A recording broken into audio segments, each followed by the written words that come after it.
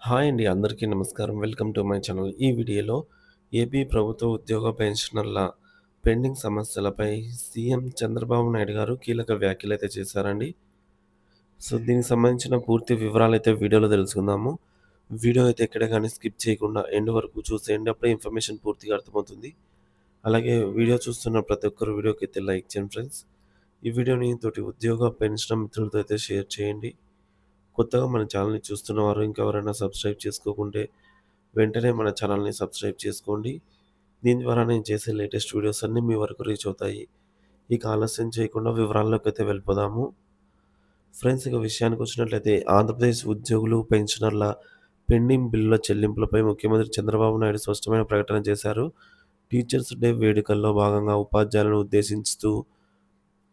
ఉద్దేశించి ప్రసంగిస్తూ పెండింగ్ బకాయిల చెల్లింపులపై తన నిబద్ధతను తెలియజేశారు.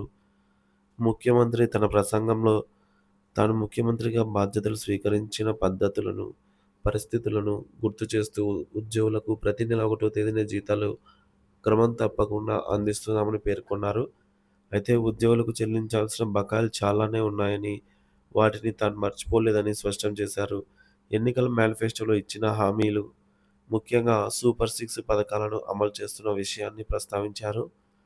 ప్రస్తుతం ఉద్యోగులు అనేక ఆర్థిక ఇబ్బందులను ఎదుర్కొంటున్నారని, వాటన్నిటిని చెల్లించే బాధ్యత తనకు తీసుకుంటానని ముఖ్యమంత్రి హామీ ఇచ్చారు. కూటమి ప్రభుత్వంపై ఉద్యోగులు పెట్టుకున్న ఆశలను ఖచ్చితంగా నెరవేరుస్తానని, ఆ బాధ్యతను స్వీకరిస్తానని వివరించారు. ఈ ప్రకటనతో బిల్లులు పెండింగ్ బిల్లులు చెల్లించే ఉద్దేశం ప్రభుత్వానికి ఉందని ముఖ్యమంత్రి ఈ విషయాన్ని విస్మరించలేదని అయితే స్పష్టమవుతోంది. మరోవైపు AP JAC Amaravati chairman, AP RSCA రాష్ట్ర అధ్యక్షులు బొప్పరాజు వెంకటేశ్వర్లు మాట్లాడుతూ, ఉద్యోగులకు రావాల్సిన కోట్లాది రూపాయల బకాయిలను వెంటనే చెల్లించాలని ముఖ్యమంత్రి చంద్రబాబు నాయుడు గారిని కోరారు. శుక్రవారం నెల్లూరులో ఆయనను మాట్లాడుతూ, ఉద్యోగులు ఉద్యోగులకు 30,000 కోట్ల రూపాయల బకాయిలు ప్రభుత్వం పెండింగ్‌లో పెట్టిందని, చెల్లించాల్సి ఉందని అయితే పేర్కొన్నారు.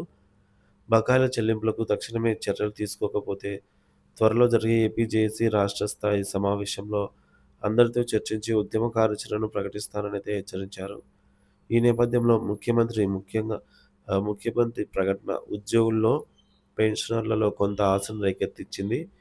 అయితే బొప్పరాజు వెంకటేశ్వర్లు వంటి నాయకులు మాత్రం బకాయిల తక్షణ చెల్లింపు కోసం ఒత్తిడి కొనసాగిస్తూ ఉన్నారు. ప్రభుత్వం ఈ బకాయిల చెల్లింపులపై ఎటువంటి కార్యాచరణ ప్రణాళికను రూపొందిస్తుందో అయితే వేచి చూడాలి.